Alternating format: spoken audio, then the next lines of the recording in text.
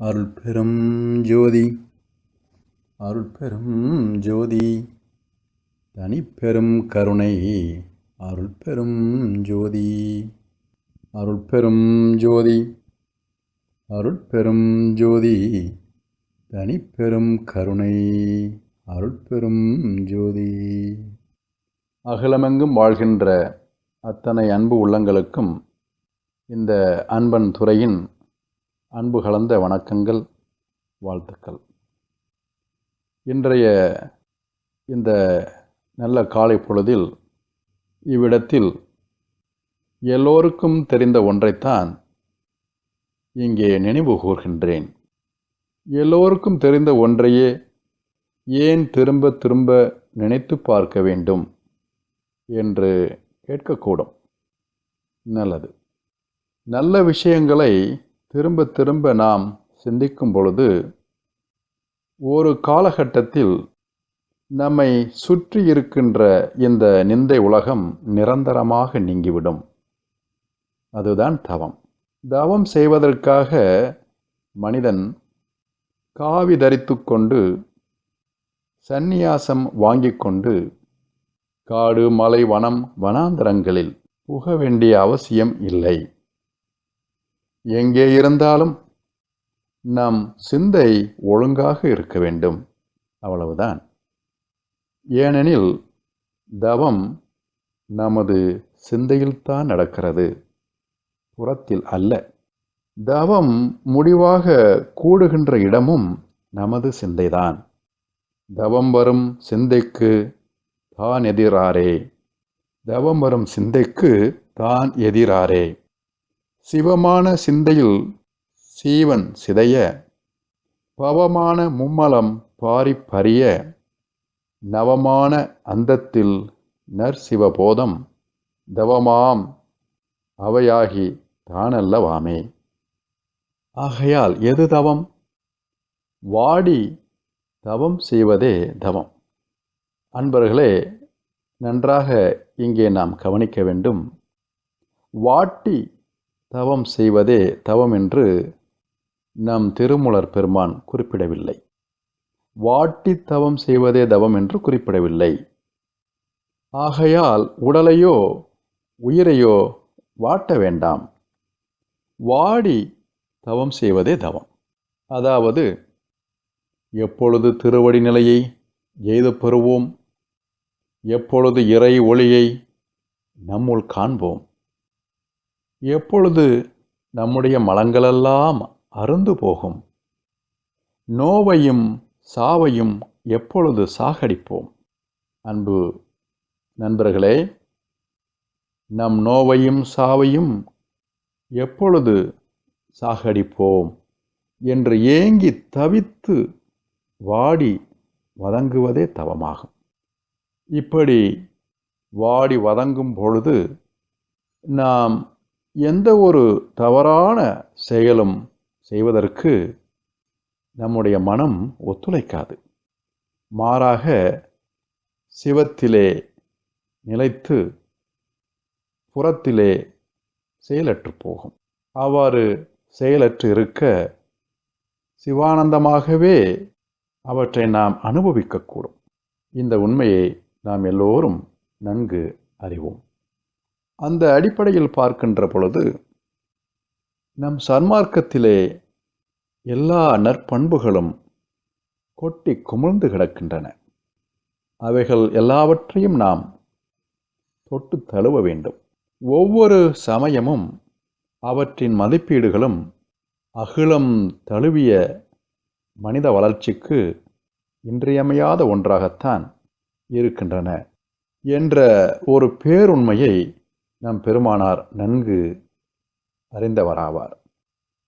அதாவது இந்து சமயத்தின் தர்ம உணர்வும், சைவ சமயத்தின் பக்தி உணர்வும், யூத சமயத்தின் பணிவு உணர்வும், கிறிஸ்தவ சமயத்தின் அன்பு உணர்வும், இஸ்லாம் சமயத்தின் சகோதர உணர்வும், சீக்கிய சமயத்தின் கடமை உணர்வும், புத்த சமயத்தின் கருணை உணர்வும், சைன சமயத்தின் அஹிம்சை உணர்வும், சௌராஷ்டிர சமயத்தின் தூய்மை உணர்வும், தாவோ சமயத்தின் உறவு உணர்வும், சிண்டோ சமயத்தின் நன்றி உணர்வும், பாகாய் சமயத்தின் ஒருமைப்பாட்டு உணர்வும் சுத்த சன்மார்க்கத்திற்கு மாறுபட்டதல்ல.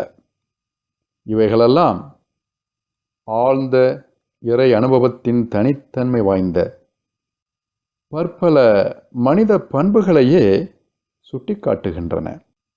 எனவேதான் மற்றவர்களையும் மதித்து வாழ வேண்டும் என்பதற்காகத்தான் நம் வள்ளற் பெருமான் அவர்கள் ஆன்மாவிற்கு அருள் எப்படி அனன்யமோ அதுபோல சுத்த சன்மார்க்கத்திற்கு பூர்வத்தில் சொன்ன எல்லா சமய மத சன்மார்க்கங்கள் யாவும் அந்நியம் அல்ல, அனன்யம் என்கிறார்.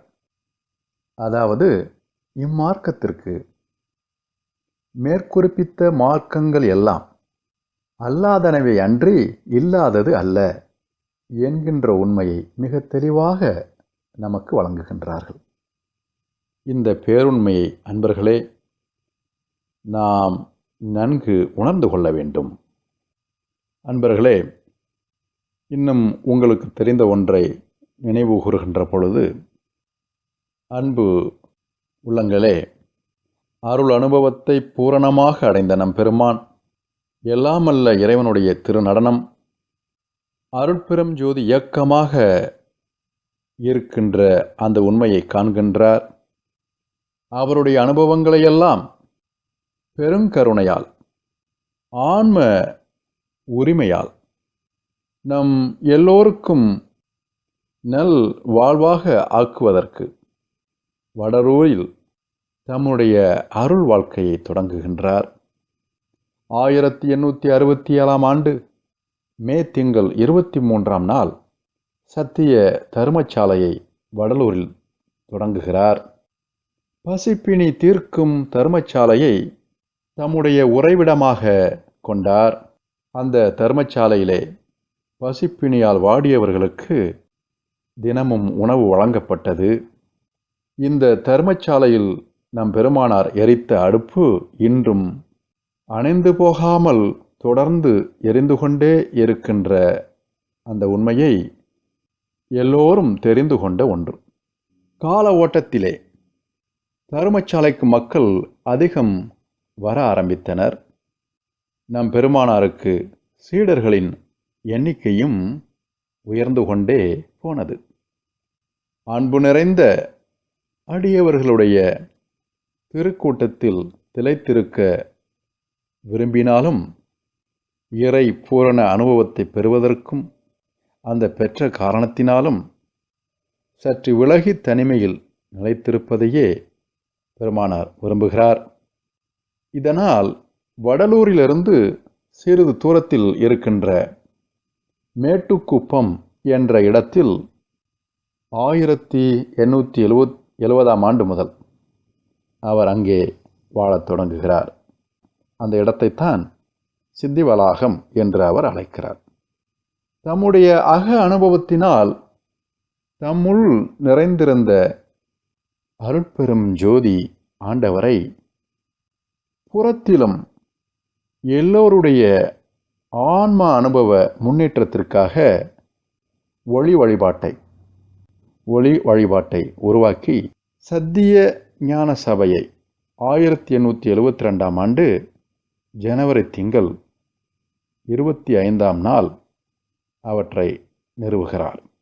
இந்த ஞான சபை தம்முடைய அக அனுபவத்தின் வெளித்தோற்றம் என்பதை அடிகளார் தம்முடைய அருட்பா பாடலிலே மிக தெளிவாக குறிப்பிடுகிறார்.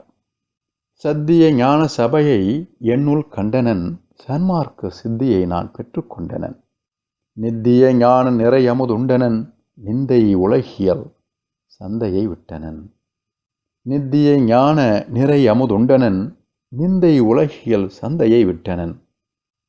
சந்தைமயமான உலகியல் சார்ந்த நிந்தைகளை நீக்கிவிட்டு நித்திய ஞான இன்பத்தை அளிக்கும் சத்திய ஞான சபையில் தம்மை இணைத்து கொள்ளும் அடையாளமாக ஒளி வழிபாட்டை அடிகளார் ஏற்படுத்தினார். இந்த அருள்ஞான உணர்வு இன்றும் நம் எல்லோர் மனதிலும் அருட்பெரும் ஜோதி அனுபவமாக நிலைத்திருக்கின்றது. அது மட்டுமல்ல, நம் பெருமானார் சுத்த சன்மார்க்க நெறியின் நிறைவு இறப்பொழிந்து நிலைத்து வாழ்வதாகும் என்று திட்டவட்டமாக குறிப்பிடுகிறார். இந்த உண்மையை நாம் நன்கு அறிந்து கொள்ள வேண்டும் அன்பர்களே. சன்மார்க்க நெறியின் நிறைவு இறப்பொழிந்து நிலைத்து வாழ்வதே ஆகும். உற்றமொழி உரைக்கின்றேன் ஒருமையினால் உமக்கே, உறவன் அன்றி பகைவன் என உண்ணாதீர் உலகீர், கற்றவரும் கல்லாரும் அழிந்திடக் காண்கின்றீர், கரணமெல்லாம் கலங்க வரும் மரணமும் சம்மதமோ, சற்றும் இதை சம்மதியாது என் மனம்தான், உமது தன்மனம்தான் கண்மனமோ வன்மனமோ அறியேன், ஈற்றிதனை தடுத்திடலாம் என்னொடும் சேர்ந்திடுமின் என் மார்க்கம் இறப்பொழிக்கும் சன்மார்க்கம்தானே என்றெல்லாம் பல இடங்களில் நமக்கு சன்மார்க்கத்தின் உண்மையை, முடிவான அந்த முடிவை உணர்த்துகின்றார்கள். தேக சித்தி அடைந்து எல்லோரும் ஒளி உடம்பை பெற்று ஞான தேகத்தை பெற்று மரணமில்லா பெருவாழ்வில் வாழக்கூடும் என்கின்ற உண்மையை பெருமான் அவர்கள் நமக்கு அந்த இயற்கை உண்மை எல்லோருக்கும் இயல்பாக நிறைவேறிட எல்லோரிடத்தும் இருக்கும் அந்த பூரணத்துவத்தை பல்வேறு பாடல்களில் நமக்கு உணர்த்தியும் முடிவாக அவற்றை நம் முன்னே காண்பித்தும் அனுபவமாக காண்பித்தும் அந்த வாழ்ந்து காட்டிய ஒரு உயர்ந்த நிலையை நம் மனிதகுல வரலாற்றில் எங்கேனும் காண முடியாது அன்பர்களே.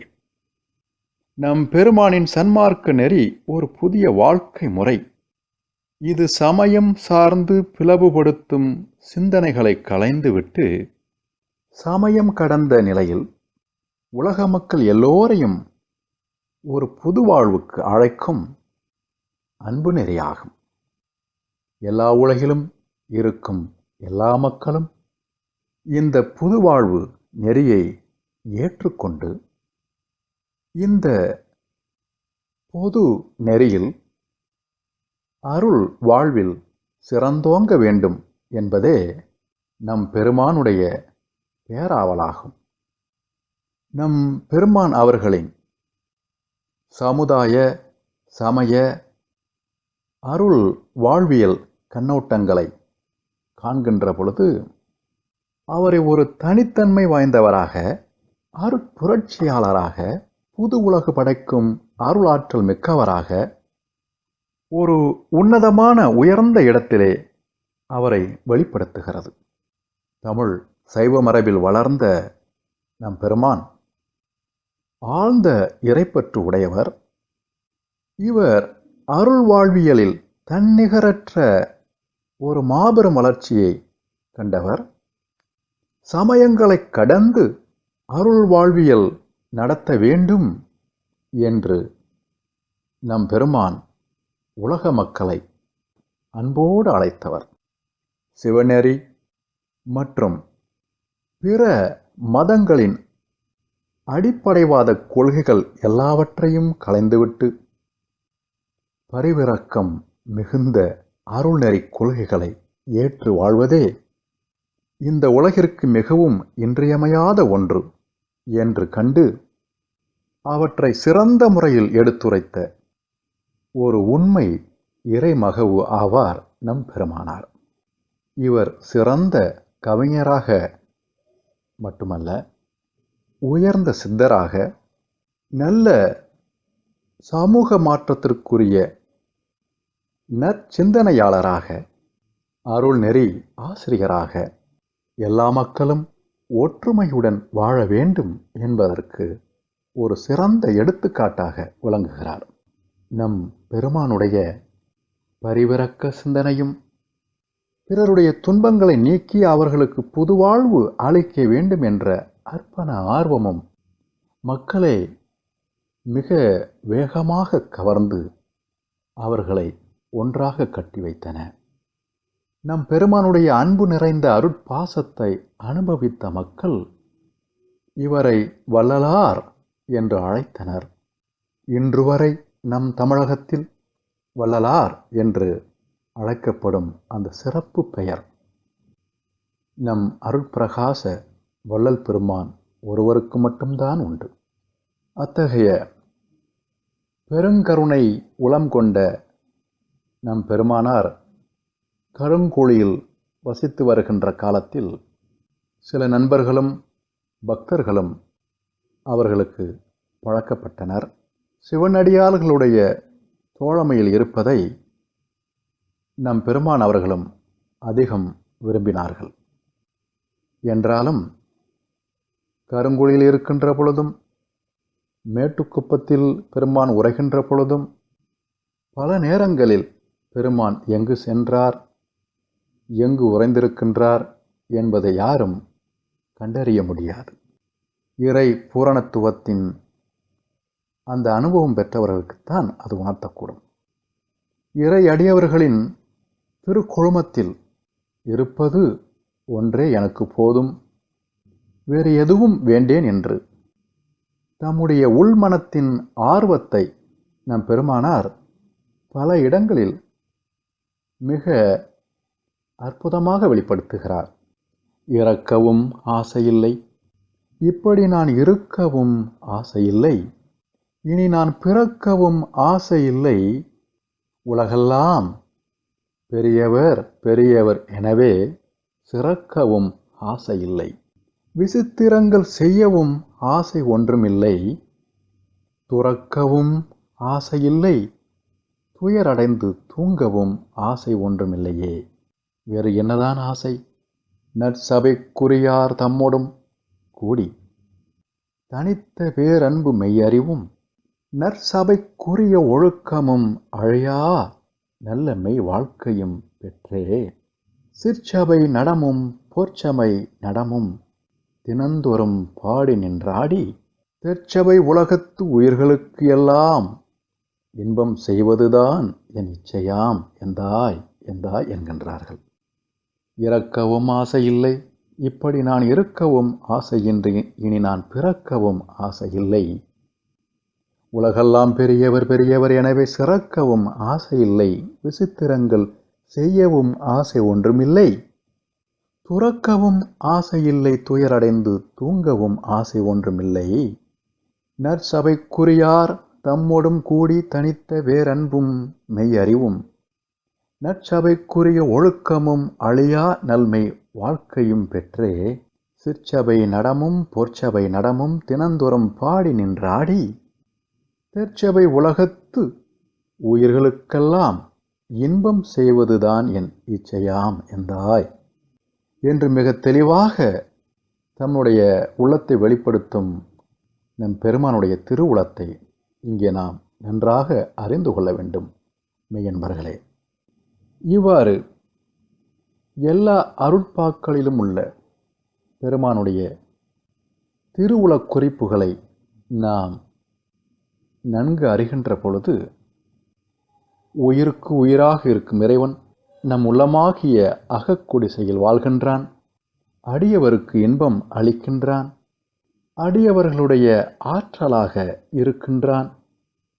அத்தகைய அன்பு அடியார்களுக்கு உருகின்ற உடல் துரிசுகளையும் உள்ள துரிசுகளையும் உயிர் துரிசுகளையும் நீக்கமர நீக்குகின்றான்.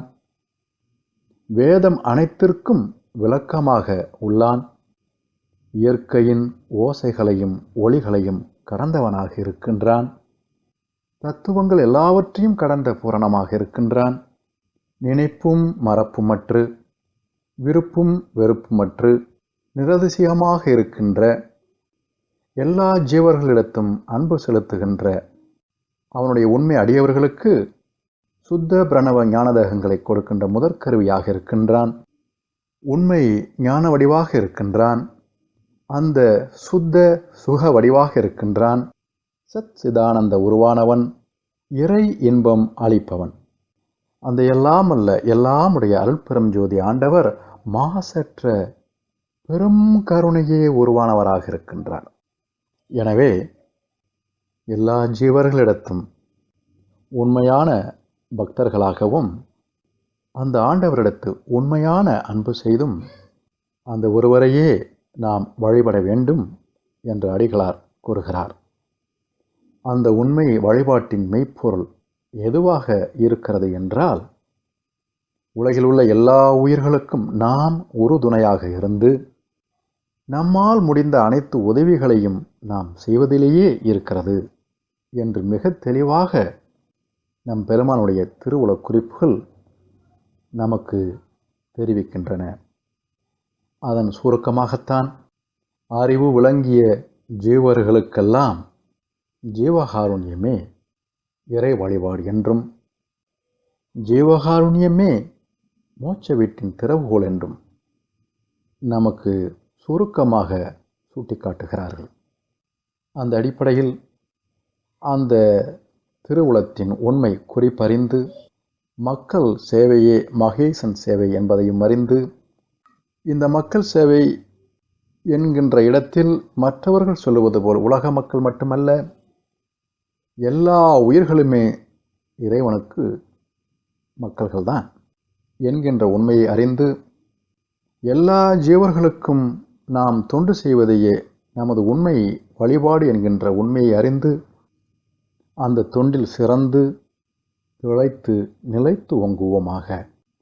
வாழியன் ஆண்டவன் வாழியம் கோணருள் வாய்மை என்றும், வாழியம்மான் புகழ் வாழியநாதன் மலர்ப்பதங்கள், வாழிமை சுத்த சன்மார்க்க பெருநெறி மாண்பு கொண்டு, வாழி வையமும் வானமும் மற்றவும் வாழியவே. கொல்லா விரதம் இக்கோலயமெல்லாம் ஓங்குக, எல்லா உயிர்களும் இன்புற்று வாழ்க, வள்ளல் மலரடி வாழ்க வாழ்கவே. எல்லா புகழும் இறைவனுக்கு, நம் எல்லா நிலையிலும் அவன் துணை இருக்கு. அகிலமெங்கும் வாழ்கின்ற அத்தனை அன்பு உள்ளங்களுக்கும் இன்று இத்துடன் எங்களுடைய நன்றிகளையும் வணக்கங்களையும் சமர்ப்பித்து நிறைவு செய்கின்றோம். எல்லோரும் இசைந்து இன்புற்று வளமோடு நலமோடு வாழ்வோமாக. வாழ்க சமரசம், வளர்க சுத்த சன்மார்க்கம். அருட்பெரும் ஜோதி அல்பெரும் ஜோதி, தனிப்பெரும் கருணை அருள்பெரும் ஜோதி. அருட்பெரும் ஜோதி அல்பெரும் ஜோதி, தனிப்பெரும் கருணை அருள்பெரும் ஜோதி. திருச்சிற்றம்பலம். உற்ற மொழி உரைக்கின்றேன், உற்ற மொழி உரைக்கின்றேன், ஒருமையினால் உமக்கே உறவனன்றி பகைவன் என உண்ணாதீர் உலகீர். கற்றவரும் கல்லாரும் அழிந்திடக் காண்கின்றீர், கரணமெல்லாம் கலங்க வரும் மரணமும் சம்மதமோ, மரணமும் சம்மதமோ. சற்றும் இதை சம்மதியாது என் மனந்தான், சற்றும் இதை சம்மதியாது என் மனந்தான். உமது தன்மனந்தான் கல்மனமோ வன்மனமோ அறியேன். இற்றிதனை தடுத்திடலாம் என்னோடு சேர்ந்திடுமின், என்னோடு சேர்ந்திடுமின். என் மார்க்கம் இறப்பு ஒழிக்கும் சன்மார்க்கம் தானே, என் மார்க்கம் இறப்பு ஒழிக்கும் சன்மார்க்கம் தானே, சன்மார்க்கம் தானே, சன்மார்க்கம் தானே, சன்மார்க்கம் தானே.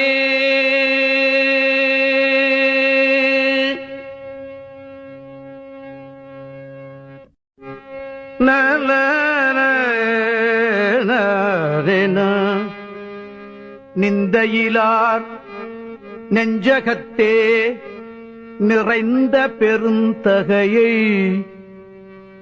நிலையனைத்தும் காட்டி அருள் நிலை அளித்த குருவை, எந்தையை என் தனித்தாயை என் இரு கண்மணியை என் உயிரை என் உணர்வை என் அறிவுள் அறிவை சிந்தையிலே தனித்து இனிக்கும் தெள்ளமுதை அனைத்தும் செய்யவல்ல தனித்தலைமை சிவபதியை சிவபதியை உலகீர் முந்தை மலை இருட்டு ஒழிய முன்னுமினோ கரண முடுக்கு ஒழித்து கடை மரண நடுக்கு ஒழித்து முயன்றே. தானே தானாகி எல்லாம் தானாகி அலனாய் தனிப்பதியாய் விளங்கிடும் என் தந்தையை என் தாயை வானே அவ்வான் கருவே வான் கருவின் முதலே வல்லால் என்று அன்பரெல்லாம் உள்ளா நின்றவனை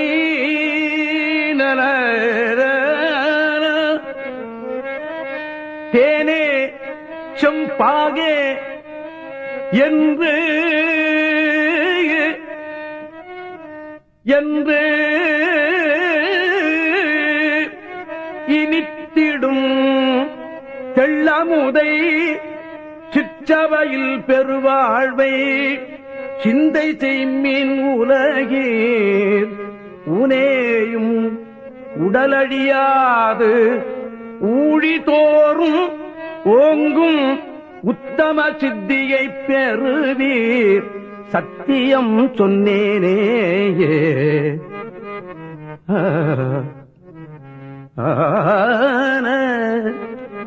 உத்தம சித்தியை பெறுவீர் சத்தியம் சொன்னேனே.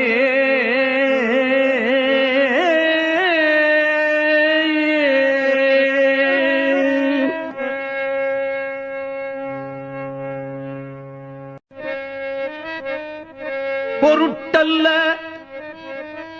நும் போகமெல்லாம் பொய்யாம் இங்கிது நான் புகழுவது என் நாடொரும் நும் புந்தீர் கண்டதுவே.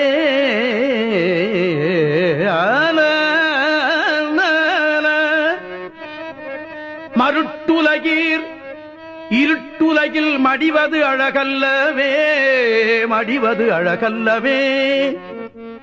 மரணவிழா பெருவாழ்வில் வாழவம்மில் மரணம் இல்லா பெருவாழ்வில் வாழவம்மின் இங்கே பொருள் திறம் சேர் சுத்த சிவ சன்மார்க்க நிலையில் பொருந்துமின் சுத்த சிவ சன்மார்க்க நிலையில் பொருந்துமின் சிற்றவை அமுதம் அருந்துமின் அன்புடனே அருள் திறம் சேர்ந்து எண்ணியவாறு ஆடுமினோ எண்ணியவாறு ஆடுமினோ. நும்மை அடுப்பவரே அன்றி நின்று தடுப்பவர் மற்ற இல்லையே.